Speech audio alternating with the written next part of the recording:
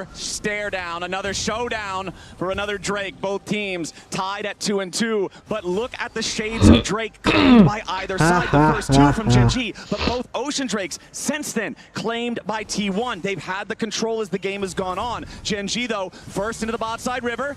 T1 ready to step up and challenge this. You can see Keen trying to pick up the red buff, the team-wide red buff for Gen.G before this fight starts. Doran is coming around on the flank. Keen might just see him here, depending on if Doran gets the skip and slash over the wall in time. Doran's going to be caught out. Keen immediately sees him, but Doran only loses about 1/3 HP. The Drake has been aggroed, pulled, but it's too far down. The patience will be lost, and it resets back towards its home before it can be taken low enough for a smite fight. Di sini Doran's going to TV back. He just Doran went back to mundur, base here. He already had the Seekers. He's ready to go pick up some wards. Okay, Dragon at half HP. Gen.G still looking to burn this one down. Weaver's wall's already been fired. It's slated, secured by Gen.G. Canyon here in the front line, but he's not dead yet. Oh, backdoor. Gen.G defensive positioning as finally the Jax makes his way in. Owner trying to escape back out as Ruler is under pressure off to the right. Keen in the middle of everybody, trying to do the damage, but it does. Work. T1 have already won the fight and they want even more. Gen.G running into the wrong side of the jungle, and T1 hunt them down. Chovy sidesteps a deadly flourish as Ruler and Duro try to fight back. Nice. Nice. Woo. Let's go. Gen.G are aced. The coordination is simply better for T1. Keen went the long way round to try and make a flank happen, but T1 just focused the target in front of them, and this time it was Canyon. An ultimate comes through from Chovy to try and separate T1 from the fight, but the shockwave only connecting on the Canyon really sets up the fight for T1. A great double smite there though from Duro and Canyon to be able to secure it, but then Owner gets in the back line here. The ult on both the carries is able to get out to safety, and then Guma has been bought enough space that he's winning the duel against Ruler, and that means Ruler and Chovy cannot assist King, cannot assist Duro. Agak telat sih si siapa Jaxnya masuk sih. Kalau si Jaxnya masuk lebih cepat tadi. But you just know they're on the wrong side of the map, and T1 back to live. We gotta go because they're on Baron. The Baron is claimed by T1. These fights not only major wins in themselves for the T1 squad, but the timings setting them up now in back-to-back Baron situations to claim a massive reward after. T1 is just playing these fights better. Keen is constantly looking for these flanks, but he's taking a little bit too long, and in that last fight you saw, he wasn't able to connect the counter-strike onto anyone as T1 just patiently played around this Jax. Tuh lihat, damage-nya si siapa, si Jax nggak ada tuh. Agak telat dia masuk. They would have more options, but T1's target selection is good. They're in a great position, and now they're looking to try and close out game one. It's just a tough situation here for Keen. He had to use his Seeker Storm Guard so long ago in that base defense, but he's gotten no gold since then. So he's still just stuck on that Seeker Storm Guard with no progress towards the Zonias, whereas Faker has finished his Zonias, Owner has finished his GA, Doran has finished his Zonias, and Faker now has 22 stacks on the Magi's here. T1 have all of the luxury items that they will need to try to close this one out. And I want to go back to the lane phase when we saw Keen winning the early trades, winning the early farm, when we were talking about how this can be very difficult to play the Gwen, especially without a flash in team fights as the game goes on. But that last fight, I think Doran did exactly what he needed to do. You saw the end of team fight damage chart, dealing 5,000 damage on the Gwen to only the 1,500 of Keen's Jax. As T1 sets up Bisa kena backdoor sini. to join up with the rest of Gen.G. Ada TP-nya Jax. Slowing down, ready for the next minion wave to crash while Doran enchants the wave over in mid at the same time. Canyon throws out a glacial prison, but there's no follow-up. Immediately T1 fires back, and Gen.G have lost their main engage. Owner puts Chovy in the Cataclysm, but he has to get back away. Canyon's about to die. Faker needs a little bit more damage. He will not find, but it just makes space. T1 now firing onto two inhibitors at the same time, and bottom and mid lanes will now surge with super minions as the Nexus turrets are under fire. Ruler's calling, very little efficacy as that first Nexus turret is about to drop to the enchanted cannon minions. Gen.G scrambling for the defense as T1 continue the push. Whoa. A ton of damage onto Duro, and Gen.G are not holding. The Nexus is open. Canyon's in the middle of everybody, but he's already down. Gen.G are no match for the T1 team fighting. Keen goes golden, but it's all too late. Another double for Guma. Faker is Oke, game 1 dimenangkan oleh T1. take game 1. What an impressive performance in game 1 from T1. They navigate the fights beautifully. Their target selection is exceptional. And they take the game. And they take the advantage in this series. Absolute signature performance from the Faker Orianna. Putting into question who is the best player today. It might just be Faker. What do you think, Jess? I think it might come up Faker once again, but we're not going to call the series before it's over. That would be disrespectful to a Gen G that has been so strong. But we do have to talk about how good T1 was in this first game, in not necessarily an easy game to navigate in terms of drafts, and not necessarily an easy execution in team fights around those objectives. As Kobe is holding up a sign, but we can't see him yet. He's holding up his prediction. He is. Well, I'm holding up the Faker quote. Faker from the intro quote. Yeah.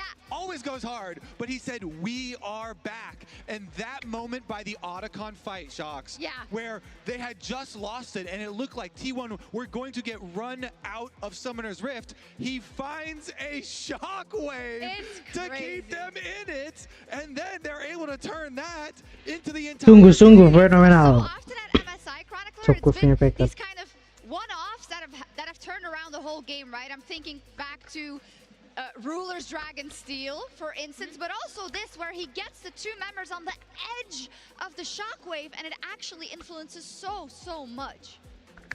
To me, the game was twofold. On one hand, Gen G really wasn't able to deal with the upgraded level of T1. I think that this was one of the more one-sided games we've seen between these two teams, and I think a lot of it came down to particularly the way that T1 was setting up the team fights. These multi-tiered engages was something that previously we saw AL do a lot. I also think I was surprised by the performance from Keen, who normally is consistent in that game, really didn't show up on Jax. Yeah, and for the really early part of the game, right, it looked like Gen G had everything set up. They were playing it slow.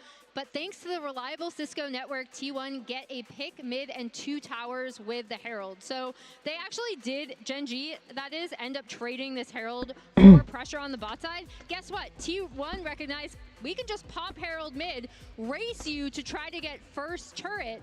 And even though Duro tries to TP in to protect this, it just doesn't work. And this is kind of where the game broke open for me for T1, because after this, they were able to set up around objectives for those team fights they love so much. Exactly. The reason I like this one so much is because it actually was not a team fight. It was a macro decision where you want to shove really hard with Herald when you can get the double value Herald that is so big. Cancel kah? As you said, you know, the teleport coming in for a little extra freebie on Braum. Yeah, and I love that they recognized, okay, like Gen G want to race us for first turret.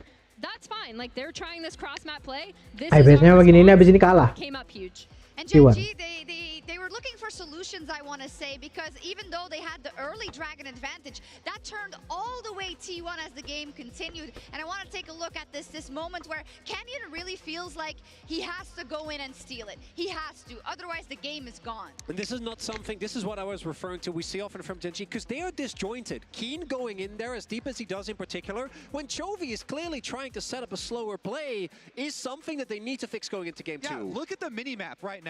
The bottom lane for Gen G, got to do 0. Actually, that was a 3v5, and Gen G are the ones who started out. That particular Dragon fight was the most perplexing thing for me in this entire game that we saw. Padahal gold difference-nya itu menang T1 started to run over. And that is really concerning for me, for Gen G, because this is a team that we've talked about how stable they are, right? Like, when they are in sync, they're just undefeatable. To see this kind of disconnect between where Canyon and Keen are kind of trying to go in, their bot lane isn't there, and then Chovy feels like he has to fly in, it was totally out of sync. Another hit tweet from Linda.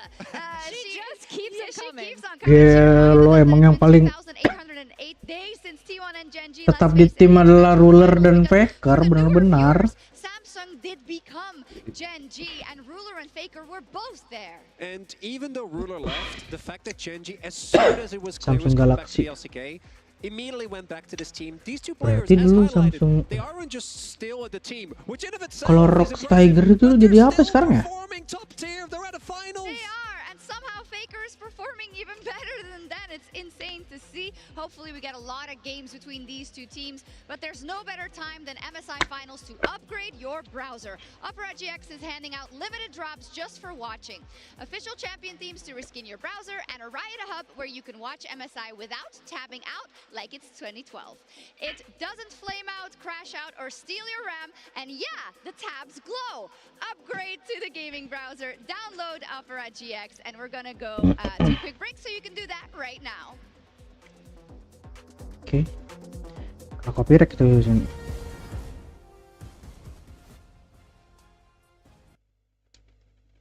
Hah, kena copyright kita guys kalau ini gitu kan.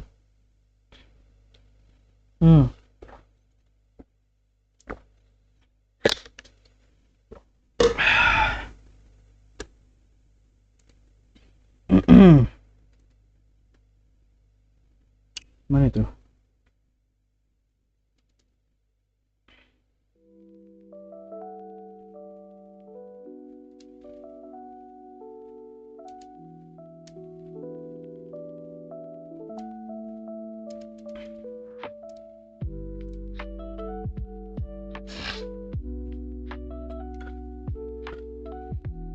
Sponsornya apa?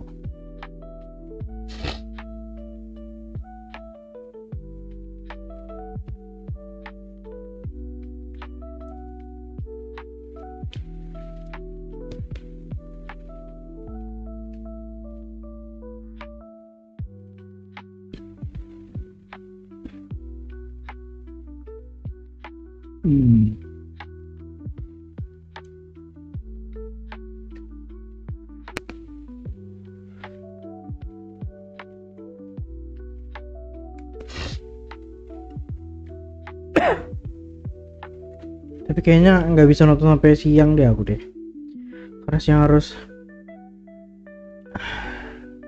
jemput keluarga di bandara. Sepertinya sampai setengah game aja nih kalau emang nyampe 5 game ya. Mudah nyampe 5 game sih, jadi mungkin agak siang bisa lagi. Aduh. Tapi sih agak ragu sih kalau T1 menang sih. Kalau untuk T1 untuk World ya itu sudah another level lagi sih. Kalau untuk MSI sih masih 50-50 sih.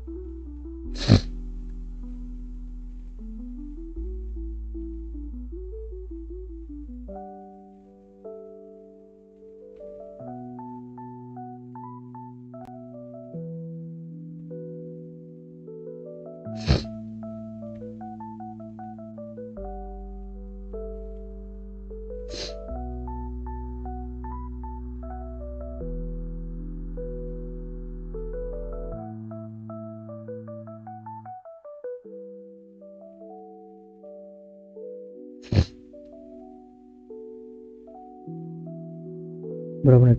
2 menit.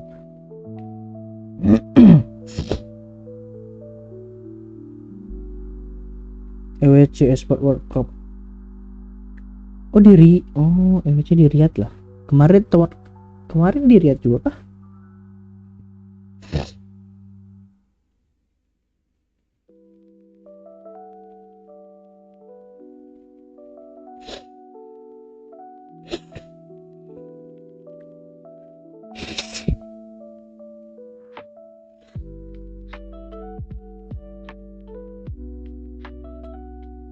Lebih ke terinspirasi nggak sih?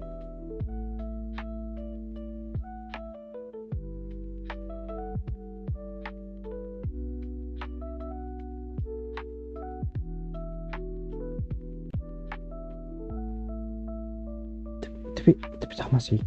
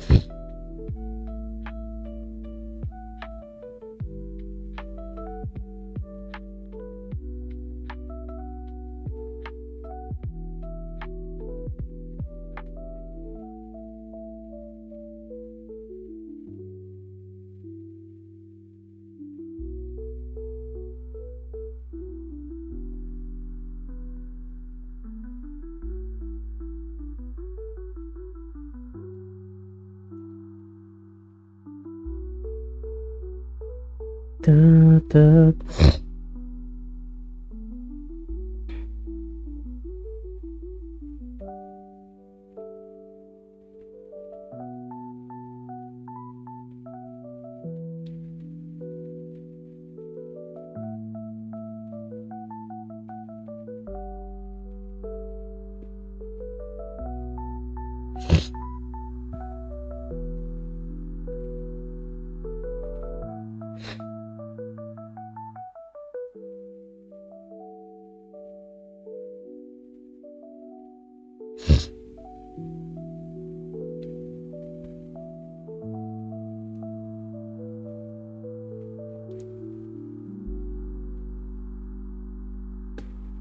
Oke.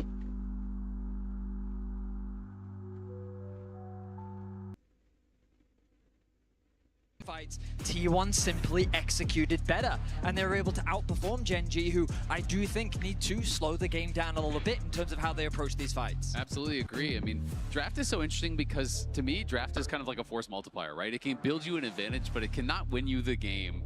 And that is why it is so fun to watch these teams at the absolute pinnacle of the game execute on these compositions, because sometimes it doesn't go how you expect simply because someone performs at a level that you didn't anticipate or is able to think of a different way to play that you would not have considered. And I think that really is what makes it such a beautiful game to watch. Certainly is, and I'm curious as to how these teams will adapt moving into Game 2. In Game 1, we saw the Nico, Azia, Victor bands come through from Gen.G to try and put some pressure on to Faker, thinking that they could get themselves the Talia, potentially get themselves the Varus, and the man just brings out his tried and true Orianna. That Orianna just doesn't fail. The shockwaves, finding opportunities again and again. We remember back to the first Drake fight when they tried to use Chovy's Weaver's Wall to secure the objective, and Faker instead starts off the fight with a catch on the 2. We remember the bot lane fight where Faker's at 10% HP, but he still has shockwave, so he sticks around to guarantee that T1 can win it. The focus on mid lane did not do the job in the draft in Game 1 for Gen.G, but it is fearless. The whole tournament's fearless. Those pools will naturally shrink over time, and getting to see the adaptations has been one of the most fun things about this tournament, if you ask me. Gen.G back on the blue side, T1 back on the red. The Nico gets banned away again by Gen.G, but this time they're going to ban the Rumble with it. Over on the T1 side, 2 of the same bans that they banned in the first phase in Game 1, the Pantheon and the Varus, they're going to stay there. The only one missing is the Vi. Yeah, the Vi Poppy trade is kind of prime real estate right now with the Annie gone. I really do think that these junglers are going to be the priority. The question is, though, like, do you necessarily want to prioritize knowing that Poppy is open? And so that means that for Gen.G, what is that first pick going to be? We know we've seen Galio be very valuable, but mainly as an answer into the Rumble. So now that the Rumble's gone, do you consider taking the Galio away in this series in game so that you can potentially increase the value of Rumble later on in the series? Yeah, it will be really interesting because you're going to be the final ban here. We have to see how high is the Vi priority going to be in this series. Are they willing to actually lock it in? Instead, it is going to be the Ryze, and I do prefer. We've seen a lot of Ryze versus Ahri Vi, and I really do prefer the Ryze side of it simply because you naturally become so tricky with the builds that we are seeing that it is very difficult in the later stages of the game, even with a good engage, sometimes to be able to burst down these Ryzes because we're just seeing Roa, Archangels into Zonias. So your time where you have to get ahead is pretty limited. Like, you really have to be able to push the pace in the early game to actually focus down this Ryze. I think that for T1, they should avoid picking their jungler right now. They should even consider their bot lane. Well, the reason why I was going to say they disagree. They do, in fact, disagree. I was going to say because they could save their jungler for third pick and then see what comes through from Gen.G and then either respond with a Poppy, or if a Poppy does come through, you have things like the Trundle. Poppy they really value the team fighting power of the Wukong, even with the Annie gone. I wonder if they do pair it up with the Ahri that you were just talking about, Azael. I also think denying Wukong from being Ryze's partner is a big goal with this pick as well, because a Realm Warped Wukong into the backline can be a serious threat. So we saw Faker playing the Corki yesterday, so it could be a Corki. They kept that flex potential open until very late in that draft, and then they did lock in, I believe it was a Zion pairing with it for Guma to then reveal that it was going mid lane. So this absolutely could be a mid lane Corki here for Faker. Was very effective on it yesterday.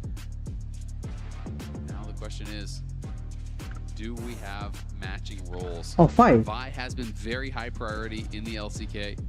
And is going to be prized very highly once again here for Canyon. But you could see the stats came up on the screen. 6 wins, 10 losses here so far at MSI. Very popular pick, but not necessarily a high win rate. Not a high win rate, but you know what Camden's win rate is on it this split? 100%. Okay, and well, that's a little bit higher than the win rate of other people. Bisa context, Poppy, You bisa. could say Vi not performing that well, and I would ask you the question, was Canyon playing it? all right, fair enough. You know what? Oh, Sion. Fair play. Good counter argument. Yeah, That would hold up in court. You're like, I tried out the Vi, it wasn't that good. I'm like, are you Canyon? You're like, my mistake. I apologize. The flowchart, the classic flowchart. Easy stuff. We do have the Scion locked in for Keen there in the top lane. So 2 unstoppable ultis here for the front line of Gen G in game 2. I mean, we haven't seen, with things like the Gwen gone and the Jax gone, we haven't seen many carry answers into things like Scion. Normally we see some sort of tanky response. We could potentially see something, we're seeing a Galio locked in, and we have to assume that this is Pakai going Galio into the siapa mid ini? lane. It could also be potential Si support, Carry but I berarti? think it is more likely that it is going to be in that mid lane. Sometimes you can see some of these kind of aggressive pairings. You know, Galio does do a decent amount of damage in the early levels, so sometimes I have seen pairings like that Corki Galio down to the bot lane, but we are kind of operating on the assumption that this Jin would be a Galio in the mid lane and atau Corki. saya. I mean, Galio Wukong Yeah, is Jin also Pin. a very nasty combination. Wukong goes in, first knockup from Cyclone, second knockup is Heroic Entrance, third knockup is Cyclone 2. You're just getting juggled around with very little chance to respond. Very powerful combo in the scraps, as we do see double 80 carry bans from T1 in the second half. The KAISH and Xayah banned away, while Gen G are getting rid of one of those potential carry top laners that could be played into the Scion. They don't want to see Doran's Mbessa. Yeah, and both these Jinx bans here kayaknya for sih. T1 make a lot of sense. KAISH obviously Jinx has kah? a pairing with the dive, and Xayah as someone who can actually survive the dive. The other option, if you are looking for something that is defensive, we have seen Jinx atau Senna, Jin but sih? Jin obviously is already gone, and then Ezreal. Oh, Those are Barat, kind of malah some of the Barat. ones that I do think can both work Okay. well with and against dive. So those are potential options Pakai here Poppy for Ruler. itu, And Poppy. again, you know, even more ability to flex things around. Like, Bentar, this could be berarti yang Poppy, or make this could be Poppy top. Like, Galio there is a lot of flexibility ini here with the T1 draft that is keeping things siapa? pretty Si spicy, honestly. It's always the question Si Doran of, kah? are they Enggak, cooking so kayaknya. hard that it's insane brain and like they've completely outdrafted, sih. or have they cooked a little too much? Kayaknya make Because the question- Corki ini sih. Or themselves. Masa Exactly. bukan, anjir? That is ultimately the question. Sure, Poppy can be very good in Kayak Ruler 2v5 pakai specifically, and I guess you could argue that by Senna. prioritizing these other bans, T1 have Wah, opened themselves up to horror get this banget ini. potential counter.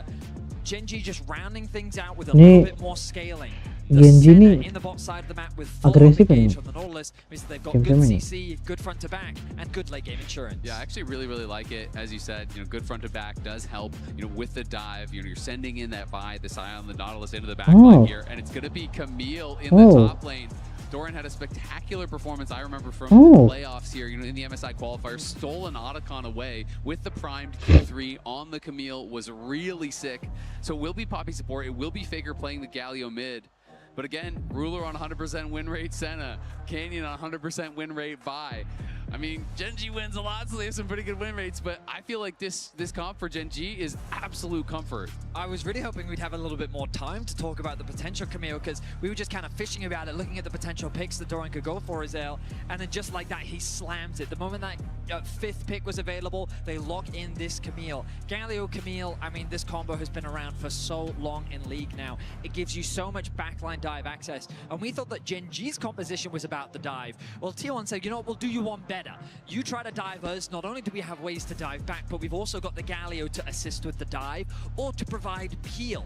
And it's going to become a question of which AD carry can survive the longest, because those two will be the main targets in these crazy team fights. And I talked about some of the success that obviously the Gen G members were having on their champion pairings, and Doran has won all 3 of the games that he did actually play on the Camille this split, including that one that I was mentioning, you know, from the MSI qualifier run. It is definitely something that he is comfortable on, pairs really well with the composition like you were talking about, Vedius, and answers tanks well because of the true damage that everyone knows about. As you're scaling into the game, you really can still threaten these tanks with the true damage on the Q3. T1 already got the early lead, going to be looking to try to push us to match point here, but Gen G with a classic Gen G composition that can play through side lane for Chovy, that can have Ruler on this scaling champion. Looks like it's going to be a tough recipe to beat. All right, Team Runes on your screen again, and once more, just like game number 1, it supports with Summoner's Spellbook, but as we wait for the action to start here on the Rift, Lore is standing by for an interview with Pobelter and Lore. Spellbook tuh. Absolutely. Some familiar faces with the crowd. How are you guys doing? I'm freaking excited. So you were leaving the mood, the atmosphere here during game 1. How was it being with the crowd? It's great. I mean, I think most people in the crowd are rooting for T1, so when they won, everyone was really excited. Who are you rooting for? I'm T1 fan for sure. Okay, T1 fan. You were telling me that you think T1 has the better draft. What are we looking at here? I'm mainly looking at Faker's Galio. It's an OG pick from him, and they have the Camille dive comp. Honestly, I'm looking at the Camille and Galio combo. Pobelter, any comments on that? I think Gen G is the better draft, actually, because they have 4 bruisers. Everyone besides Senna is really hard to kill, and they have low DPS on T1. But T1, I mean, Faker Galio just has, like, plot armor or something.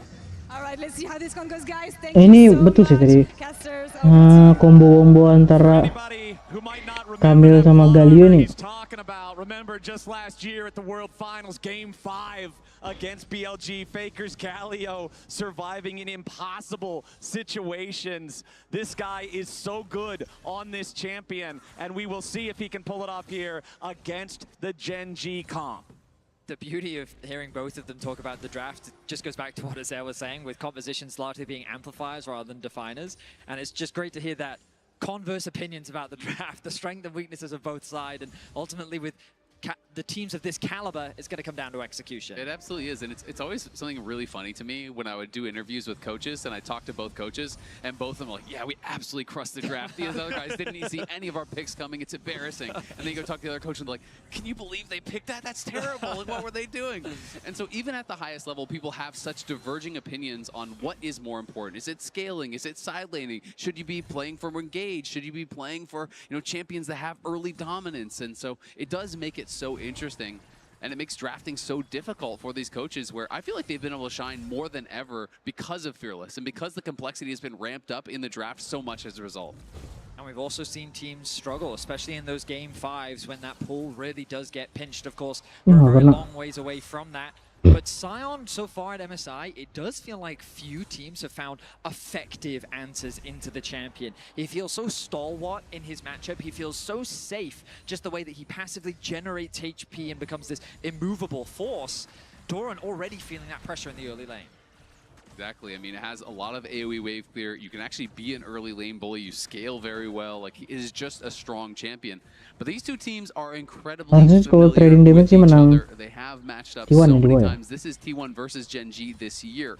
T1 winning the 1 series, Gen G 3. But as you can see, the game score quite close. And Owner heading down. Yeah, we've already got a lot of damage there on Gumayushi, however. Below 200, Carrier rooted up here on the front line. Again, that passive from Duro. The Nautilus's ability to lock down these targets means Ruler gets more firing time. And I just really love how Gen G is actually playing out this 2v2. You can see that it is even fleet for Ruler. So what they're doing is just constantly taking short trades, chipping and poking away at Guma, and then just utilizing the sustain of the Senna to be able to get those HP positive trades. And Ruler, just like with his solution, so good at the pass-through Qs. He's always trying to shoot the Q through Duro, heal himself, heal Duro, still hit the enemy.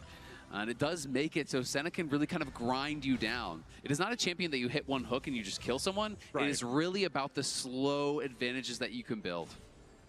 All right, Gumayushi already swapping up here to top side. We see these swaps from bot lane to top pretty often, especially on champions that want to go for something like an early tier or like an early call. You're happy to take the base as soon as you have the money to buy that item and start stacking immediately. And oftentimes the swaps favor the team who swaps first. You end up earning yourself a tempo advantage with that choice. Definitely can, but Ruler up there pretty quick as well. Did go for the Swifties, so he's going to be running straight up. And Swifties obviously helps to keep you safe, but also one of the really overlooked things is it just helps you to stack. You can actually close the gap a lot more easily. Your Q has the slow. You can get in for that second auto to be able to grab an additional soul. There's so much of the power here of Senna, especially with these modern builds where people are going Shiv rapid fire. You need the AD from souls to actually have any sort of a punch behind your autos. Yeah, immediately though, Carrier ready to keep on scrapping here, but Duro and Ruler do a good job fighting back. Similarly to game 1 though, we're seeing the same type of farm difference between the top laners. Keen out to an early lead in terms of his control over the minion waves. Every time the observers have put the camera over those two, we've been seeing him landing the decimating smash charged up enough for the knockup. Aduh, kena. Beautiful hook from Duro. Gumayushi Yoshi with a flash. Ruler trying to follow as now Carry is the next target. Another shot goes through him. He shouldn't be low enough to die, but he is low enough that he has to flash away. Gen.G in the 2v2 coming out on top. Really nice punish from Ruler and Duro. That hook, I mean, that felt illegal, I'm not going to lie. Weaving between Carrier to connect onto Gumayushi means that they force them back. Trade of flashes between the two AD carries could open up the junglers. Sekarang minion yang detail itu bisa. But it's T1 to initiate the swap once again as Duro actually TPs towards the river. Gen.G starting off the drag. Yeah, Duro TP down, Carrier did as well, so both those supports getting down there. Duro just trying to cover, make sure the Canyon cannot be contested, and he cannot. And I've got to point out, Ruler stacking very quickly here. 24 stacks here he already had, you know, by the time he based around 6 minutes. 33 is the average by 14. He is going very, very quickly. We're not even halfway to that point, and he is stacking up at a ridiculous clip. Yeah, that could be a big problem when you look at the fact that T1's composition is 4 melee characters. If Senna's range becomes the entire screen, very difficult to deal with her at all. And this is one of the problems, Senna, I love playing this champion. When you play a melee champion that can't hard engage on the Senna, it is just free stacking. Champions like Braum, champions like Tom Kench, champions like Poppy, who can't just threaten 100-0 like with a Nautilus hook or a Blitzcrank hook. You just step forward every time they go for a Targon charge, you're just going to be able to actually get a stack each and every time. And it really does allow you to accelerate. So Carrier has just been kind of free stacks thus far for Ruler. I will say that hasn't stopped Carrier from constantly forcing these fights, but I think you're right. It's only really benefited Ruler as this bot lane from Gen.G has continued to come out ahead. Right now, it is Gen.G that have that small gold advantage with the dragon secured. 20 seconds until the grubs spawn. You have to imagine that Gen.G will look for it. Immediately though, engage coming out from Keen down here on the bottom side. Remember the Gumayushi has no flash. Keen just going in, beats him over the head with the hammer. It's a solo kill, first blood for the Gen.G top lane. It's the bossy special, the solo bolo there on the Scion, not to be underestimated. Knew the summoners were down, finds the angle and just knocks down Guma. And now there's no one actually answering him, so he's probably going to get a plate or two. At least one plate has already fallen. Owner, though, trying to answer on that top side. Carrier's behind them. Yeah, Carrier wants to make his angle into the fight. And nice. Nice. Deletes Ruler immediately. And the second cast nice banget cuy. Duro down. T1 respond with style. That was beautifully executed by T1. Ruler given no opportunity to respond. Of course, he didn't have his flash from the earlier skirmish between the two AD carries, but the way in which T1 collapsed on that kill, they did it with ruthless efficiency. I mean, that was just so clean, honestly. They see Keen solo kill on the bot side, not to be outdone. Guma could be in trouble. Yeah, a lot of danger there. The Dawning Shadow doesn't hit him, so critically not low enough towards that 0 HP mark. As Canyon forces Owner back out of the grub pit. It's two grubs on the side of T1 though. Doran ready to go in. Faker and Owner dealing with Duro off to the side as another Nimbus strikes ready to set it up with a Justice Punch, knocking him up into the air. And Owner ready to knock him right back down. Feet of Warfare, 3 kills. T1. Yeah, Faker even able to donate that over to Owner, who now passes Mako with 1,110 assists internationally for 5th all-time. T1 also should be able to grab that last grub if they want. They're not heading straight for it. Owner did win the smite fight. Keen is here. I think that's the big problem. Making his way back up towards this half of the map as Doran is ready to escort Carrier away. And just so much credit to Carrier with the game sense to be in that tri-bush to begin with, to start the playoff, to initiate onto Ruler back when this first started, what feels like a minute and a half ago, and set up that play for the T1 Wombo combo. It earns them that feat of warfare. It earns them the grubs. 2 out of 3 of them as Canyon does pick up the last. So you can see Keen setting up a large freeze on the top side. So Doran is going to run back. Will lose about a wave there just because of this. These small things do add up over time. You know, building that experience advantage. You can hold this wave forever as Scion. It's not going to be an issue. Of course, eventually, you know, he will be breaking it with that Bomby Cinder, but nice to deny that full wave of experience and gold from Doran. Ian feels monstrous right now, and it's Guma who's had a lot of the pressure thrown towards him. Dying in the 1v1 definitely doesn't help. But admittedly, he's still ahead in gold for now.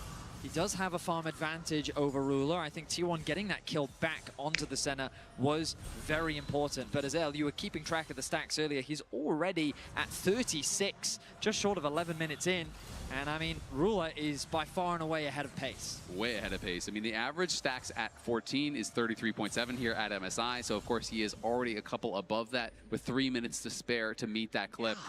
And generally speaking, the faster you stack, the faster you continue to stack, because every 20 stacks, the range goes up. It gets easier and easier and easier to hit and collect those souls. And Ruler is doing an incredible job at that so far. And Chovy going to be able to get out to those side lanes now. Of course, working in towards the Roa and the Archangels. This could be a play for Gen G, though. Keen going to start it off here after Doran interrupts the hook shot, and Canyon's ready to show up to seal the deal. Keen started walking away, I think, trying to give the kill to Canyon, but still ends up taking it himself. So that'll be a Scion 2-0 now. Keen set to be a big brick wall for Gen G. T1 on the cross map, though. They will equalize the Dragons. Chovy wisely tries to push out that bot wave before Faker can respond, so he's going to be safe on the weak side. Going to start moving through his bot side jungle as Canyon even steals away the Raptors. So Gen G looking to be as proactive as possible after securing that kill, and they actually swing the gold back to neutral. T1 now only one objective away there from claiming the feats. If they can get this Herald or the next Dragon, it would be theirs. Of course, if they can grab a first tower before that, also would be theirs. So Gen G going to have to defend these pretty hard. One big thing that just came online here, Trinity Force plus level 9 for Owners Wukong. This is a big power spike for this champion. Considering Owner has been a part of all of the kills so far here for T1, I expect them to be confident for any play they want to look for now with him hitting this big power spike. I mean, Keen as well, you're looking at the other side. He is the gold lead for Gen G. And this guy is going to become a brick wall. There are 4 melee champions over on the other side. And you know, it is going to be very difficult Pasang to berapa? past Keen. Pasang 5 miliar. Try to get in towards the center, in towards the rise, which is going to be the job that Apakah kau mau ikutan kah?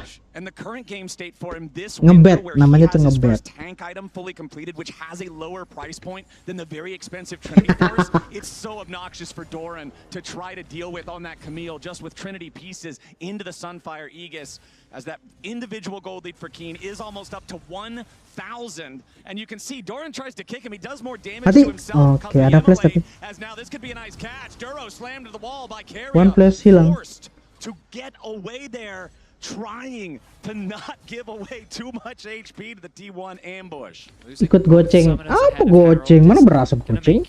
A potential contest, very difficult for Gen G. Chovy and Canyon hovering on the bot side of the map. Faker has that spidey sense, though, is aware of the possible collapse. Canyon is committed to the play, though. He's hovering around.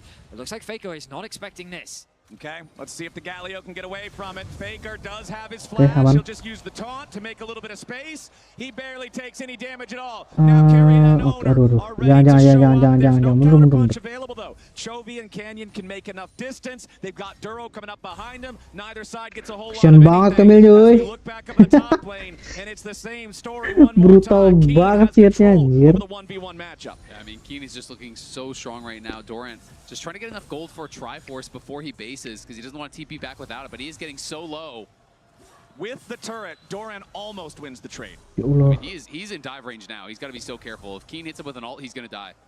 Keen walking forward, but runs out of minions before he can continue to posture more aggressively. You can see Duro walking up this side river. The Herald is going to spawn in 20 seconds. The Scuttle Crab is also about to spawn in the top river. This is very important to try to control if you know that Herald fight is upcoming. Faker now trying to deal with Keen's Scion that has stacked mostly armor, as Karya and Gumayushi are going in. Ruler under a little bit of pressure, but he roots up Guma. Fires back with a little bit of damage as Gumayushi continues trying to escape. Has to flash. Doran's made his way into the back line. He wants to go after Canyon.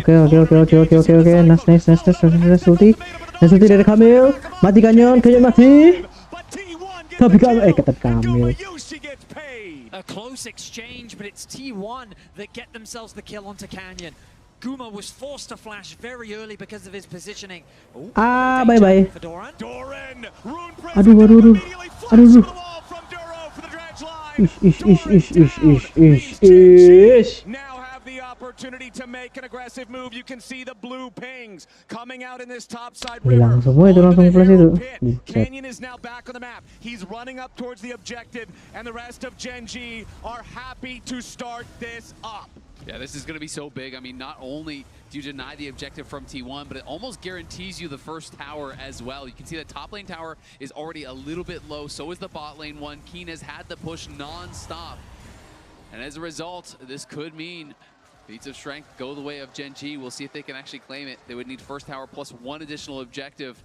And they definitely have the edge for the first tower. Yeah, and I feel like that's what makes this so fun. T1 have already claimed Feat of Warfare. First tower should, by all measures, go over to Gen G, and they're both at two neutral objectives, which means this next dragon spawning in just 30 seconds has even more importance. It's also Faker. We haven't talked about the fact he is solo AP, so he is going to be building pure AP on the Galio so far. He already has the Leandries. Going to be likely building in towards Azonia's second is what I would expect here.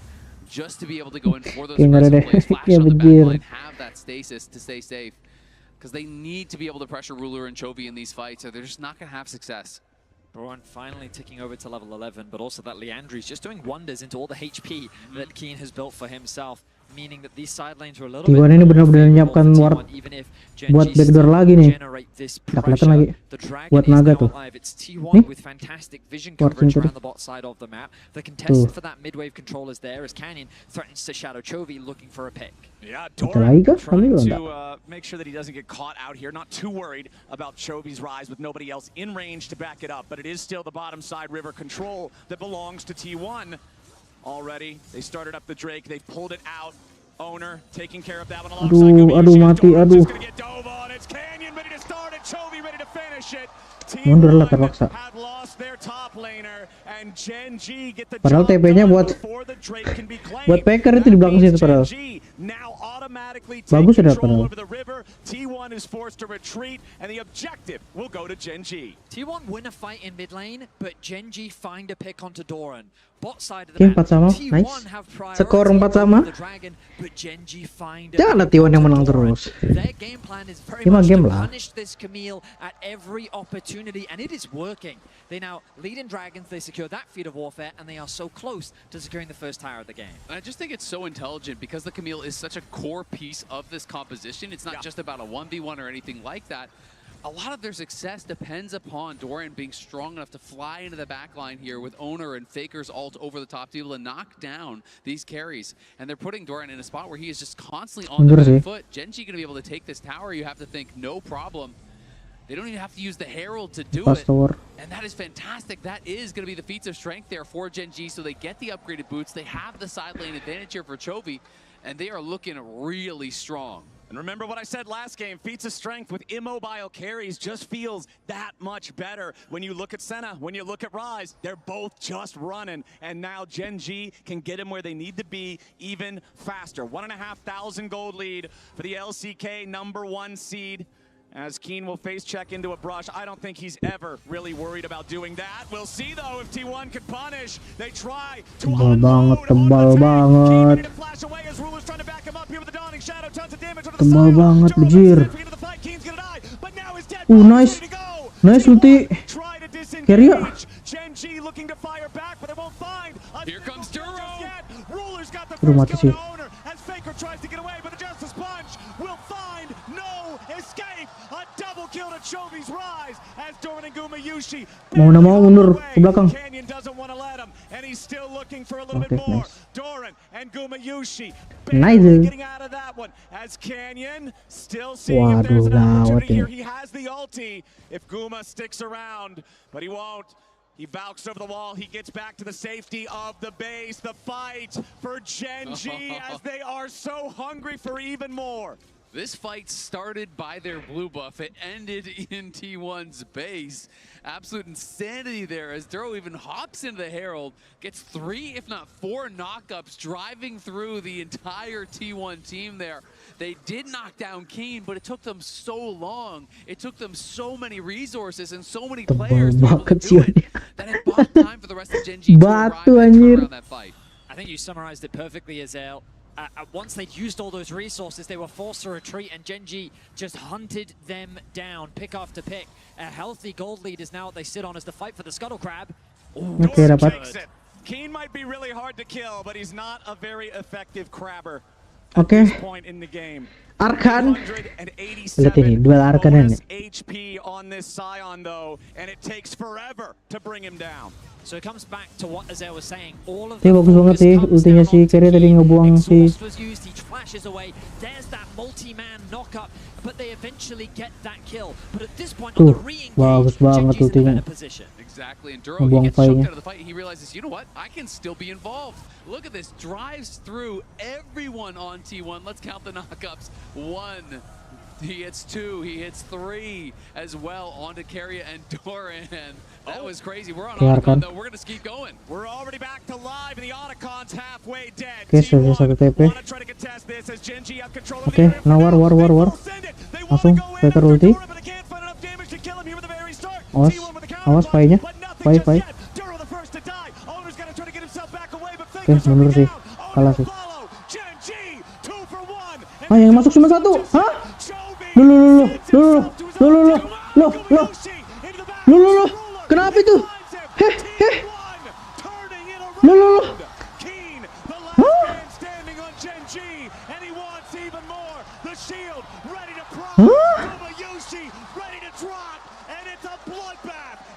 Anjir, Chovy mabuk anjir.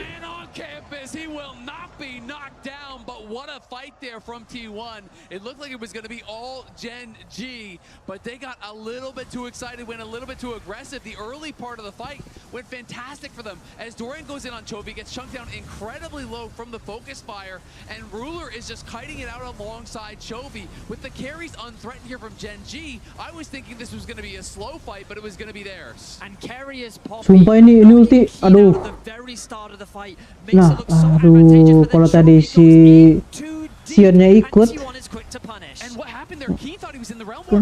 He stepped just barely out of it. He was too far. He thought he was on the very edge. So Chovy thought he was going in with the Scion. He shows up by himself, gets burst down, then Guma flashes on a Ruler, knocks him down, turns around what could have been a disaster there, but tiny differences. If Keen was in that realm war, it could look pretty different. And the biggest takeaway from this fight is Keen is the raid boss in this game. Yes. T1 will need Gila. a way to get through. Damage dealernya cuma satu. Kasian. Yeah, he did about as much damage as the two highest on Gen G put together. Duro looking to go in here with the dredge line. There's no follow-up damage from Gen G just yet. Faker's getting jumped around, but he's still got a little bit of HP. Ada yang backdoor. Flashing out. Gumayushi in danger. Dawning Shadow! And the sun sets on Gumayushi as Faker is running towards the other side of the map. He's got backup nearby, but Gen G are on the hunt. Oke. War ini. War mana? Jangan sih. Straight after the Otacon instead. Doran, Owner, and Keria all nearby. Faker still with a grand entrance to try to join up if he wants to. But it's all 5 from Gen G here in the objective. They don't have Gumayushi here. Oh, that Keria. He wanted to find the keeper's verdict to try to make it a fair fight, to try to give T1 a chance, but they won't get a nice flash to dodge that potential ulti as now Doran gets found out. Keen doesn't hit him with an estimating smash. Duro still walking over here in the Nautilus. The ulti's not available, but Flies is immediately into the dredge line to follow. Doran's gonna hex tech ultimatum, but the only ultimatum is you're getting out of here. Gen G, 13 kills. It all starts with Chovy finding a TP flank behind Gumayushi to find the AD carry isolated and convert it into a pick. When they knew they had the numbers advantage, they forced T1's hand and started off the Otacon. Great map play, great pick from Chovy. Gen G firmly in the lead here in game 2. Yeah, I mean, they're just looking so strong, and with Doran, the focus on him, he has been put so far behind, it doesn't feel like they have a true second threat. It's pretty much Guma versus the world. Like his damage is the only one that seems like it's doing anything to Keen right now. Faker is building AP. He has the Riftmaker as that second item. Owner's on 2 items as well. But it's just not going to be enough to ever threaten Keen. I mean, we've been talking about Keen as the raid boss this whole game, and certainly that is the role he's been playing. But the largest individual gold lead in the game, Chovy is nearly 3,000 ahead of Faker. He has 4 kills, 6 assists, and plus 60 farm. He's got his Seeker's arm guard and both of the trademark Rise items fully stacked. And Ruler 80 plus stacks, and they have the sustain here, so they're feeling confident to start this Baron. And Aduh, the target they want. The Nanti. T1 jungler dead before he can blink his eyes, and Gen G make their way to Baron. Keen just choo-chooed straight into Ona. There was no way for him to escape. And with the jungler gone, this becomes a very challenging steal. Okay, Keria doesn't have Smite right now. I'm looking at the scoreboard. The Baron's down to 2,000. Yeah, Gen G backing away from it. Keria with the Smite ready to go. Yeah, Smite going over the wall, but it's still going to be claimed by Canyon. T1 will lose their support. We'll lose the Baron. We'll lose Gumayushi. We'll lose control in game 2. 6,000 gold lead. Gen G. Keria tried to go for the steal for the heroics. T1 know this game is quickly slipping away from them, but Canyon outsmites him, is able to grab it and secure that. And again, another kill on Doran after the fact. This Camille picked late in the draft. This Camille, so important for the comp. 2 and 6. There's not a single man on Gen G who's not ahead of his counterpart. Game number 2, they're in total control. I mean, Ruler's closing in on 100 stacks here. This is ridiculous how quickly he is stacking up. Gen G feel like they have this one pretty much wrapped up. It was the late swap over to Smite, and Gen G realized, okay, there could be a contest. We got to back it out. But then T1 just decided to go in. Keria flashes in. Guma goes in. They full send it to try to burst it down. Ooh. It is smoked down from about 1,100 HP. This was not the upgraded Smite for Keria, so it had to be lower. I do believe it upgrades based on how many times you swap to it with the spellbook. And I think that was his first Smite swap. And now he's on it again here. So this would be an upgraded one. And they're going to need to try to steal this dragon away because it is Ocean Soul if Gen G get it. T1 obviously already up against it, but if you give Ocean Soul to Sion this far ahead, I mean, look at how tanky this composition is. Nautilus, Vi, Rise, Sion. You add a little bit of Ocean Soul spice in there, you've got yourself meatball soup. There is no way that T1 will be able to punch through it. They have to realize that. It's 25 seconds until the Drake spawns, but the bottom side river is totally controlled by Gen G. Gen G just continuing to exert their pressure on the map. They know that this game is theirs. T1 getting a little creative as Ona creates a flank. He's trying to avoid the vision, staying in the darkness. And the question not is, spotted. You know, if you don't find Ruler, can you even hurt anyone, right? Like there's stasis and everything. Owner's finally going to be spotted now, and they could just look to try to pincer it. Not afraid at all. Yeah, Owner did a great job playing around the fog there for a little bit, but once Vi targets you with the ulti, the code can't save you. Chovy on a rampage. T1 jungler dead for 45, and the dragon's alive. Ocean Soul for Gen G. An easy pick for Gen G. A slippery play from Ona. But it's the MasterCard price this moment. Dragon Soul secured. Keen with the dive. Immediately engages on Doran, and Chovy's ready to follow. Doran is sent to Rune Prison, and Chovy Gen G keeping the push going. Owner still dead for another 15. Doran dead for more than 30 seconds. A Baroned up Gen G making their way into the T1 base with a 10,000 gold lead. With a Dragon Soul, they've got their sights set on the Nexus itself. Gen G continue pushing forward as Keria tries to dive after Keeper's verdict ejects the rise, but the Dawning Shadow reinforces Gen G. The first Nexus turret still stands as Guma tries to get some damage back, but Keen is simply too tanky. T1 finally have their jungler back alive, and with Doran about to respawn, they're thinking about trying to find something here on Gen G, but they're so strong, they're so tanky, they've got so much reach, but T1 still thinks they've got to try something here. Doran goes in, he wants to go over the wall and find Chovy. He does, but Keen prevents any backup from arriving. Faker with a grand but it's only from his own exit. Doran is already down. Faker's about to follow as Keen is not even dented. Still damage from Murah, but nothing worth mentioning. A double for Gen G. It's only Keria left, and he won't last long. One last shot from Ruler rules out any chance of a T1 stall, and Gen G march it into the base. Exceptional protection as T1 desperately tried to find something back, but it was not enough. Nexus turrets are just a formality at this point. Gen G with the tank Mikey Comp strikes back in game Tepat 2. banget. Nanti. It was absolute comfort there for Genji. Aduh, sepertinya sampai game ini dulu. Karena saya mau ke bandara jemput. Oke lah. Nanti kalau sempat masih ada sampai game 5 pulangnya lanjut. Genji fights back, and we have a special guest on this game. Welcome, Medios. Hey, it's good to be here. Hello. So, yeah, first thoughts. What do you Oh think no, about that? iya. Kita harus ke bandara dulu jemput orang. Udah sampai game 5 sih. Ini kalau sampai game 5 berarti sampai jam 2-an. Seemed really strong, but I guess it just didn't work out for him. Yeah, it's true. I mean, good observations, and it is so, Emily, that when you look at that comp and then you see what T1 is able to do early, you think, uh-oh, is this gonna run away? So how did Genji stop it? Yeah, we've talked about in Fearless a lot of times. Biarkan aja stream lanjut. Oh, in game 2, right? You had two compositions that mending kau langsung nonton di ini. what they wanted to do. Di YouTube-nya atau Twitch sih sama aja kocak. Kayak apa kalau mau lanjut? This is a risky comp to pull off with what Kocak. T1 have. I think it came down to a lot of the laning 2v2. Like even after they swap, Kayak hantu anjir streamku nanti. able to blow both flashes on top side.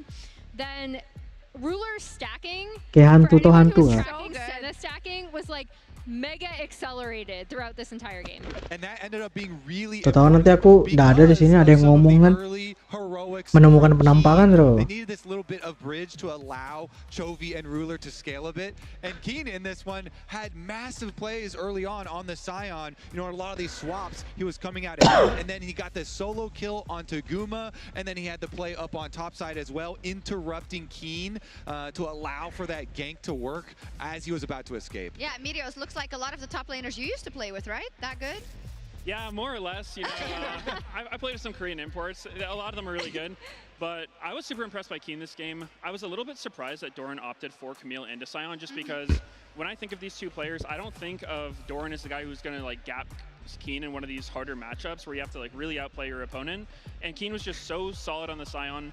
T1 didn't have anything like later on, and so he just got a huge lead, became that unkillable wall that, you know, we know Sion to be, and they just couldn't deal with it. Yeah, and I do wonder what this is going to spell for the rest of Fearless for T1, Emily, because we didn't really talk about it that much in the pre-show. For Doran, it is his first international final, and he's had kind of some games that aren't to be remembered on the international stage as well. And I feel like he's been given this chance now in game 2, right? To get the skill matchup, and I feel like maybe he's going back on Ornn.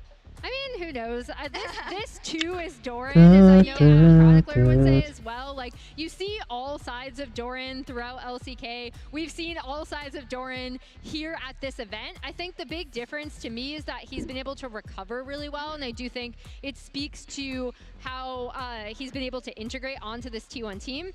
I will say, I want to pull up a team fight from just Oke lah bro, thank you bro. Kita lanjut nanti siang bro. Oke bro. And because mau mandi he's dulu bro. so large at this point in the game, it just takes so long to kill him. So Thank you. Sampai jumpa nanti siang. Kalau masih lanjut. Kalau masih 2-2 skornya. Kalau 3-1 sih malam. Lah, thank you guys.